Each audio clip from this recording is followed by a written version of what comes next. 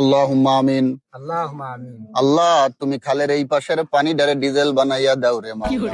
আল্লাহুম্মা আমিন। আল্লাহ তুমি খালের এই পাশের পানি ডারে তুমি পেট্রোল বানাইয়া দাও। আল্লাহুম্মা আল্লাহ আমার ওই পাশে একটা পুকুর আছে, আল্লাহ ওই পানি ডারে তুমি অকটেন বানাইয়া দাও।